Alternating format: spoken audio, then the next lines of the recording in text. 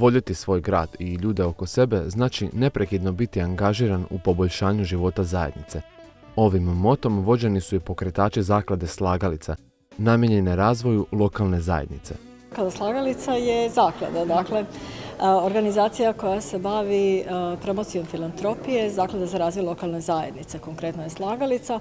A tko stoji iza nje? Iza nje stoje osnivači. Osnivači su dvije lokalne nevladine udruge, to su Centar za mir, nasilje i ljudska prava i Organizacija za građanske inicijative, s tim da je tu nešto malo drugačija situacija nego u poslovnom sektoru, tako da osnivači u principu nemaju neku veliku ulogu nakon što jedanput zaklada kao takva bude osnovana.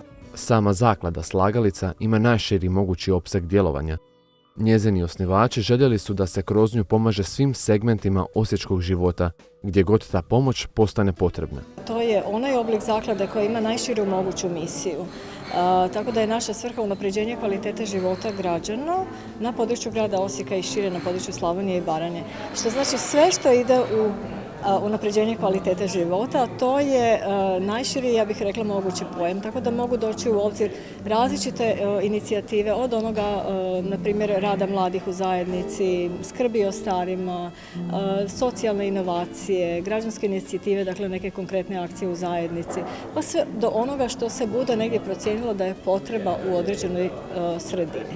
U sklopu inicijative Slagalica pokrenut je i Osječki filantropski vremeplov, kao izložba uz predavanje na temu filantropije u gradu na Dravi tijekom 19. i početkom 20. stoljeća.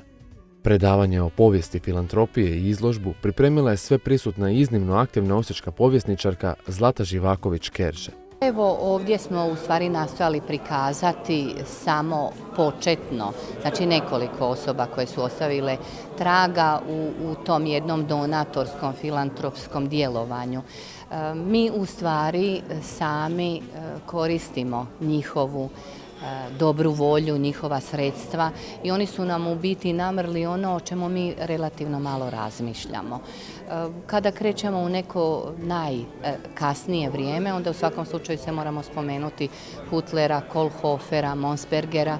Oni su u biti, možemo reći, među prvima osječki donatori koji su ostavili svoj imetak za izgradnju osječkog sirotišta.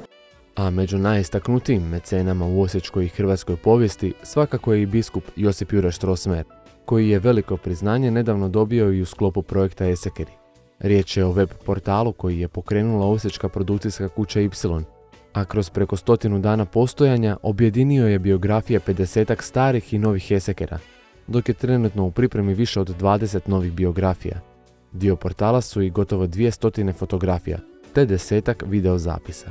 Dakle, kada smo prije nekih 100 dana pokrenuli projekt Esekeri, ideja je bila na neki način nasljeđe zaslužnih Esekera, time i civilizacijske dosege našeg grada objediniti na jednom mjestu. Za početak je to virtualno mjesto, to je web portal Esekeri.hr. Kasnije u nekim daljim planovima imamo ideju zakotrljati taj projekt dalje prema nekakvom televizijskom serijalu, dokumentarnom filmu, festivalu, a možda jednog dana i zakladi koja će financirati i poticati razvoj, školovanje i napredak nekih novih budućih Esekera. A za uspjeh zaklade Slagalica i filantropske ideje potrebna je angažiranost kako samih Osječana, tako i tvrtki. Jer da u povijesti nisu postojali ovakvi Osječani, grad danas ne bi bio onakav kakvim ga svi poznajemo.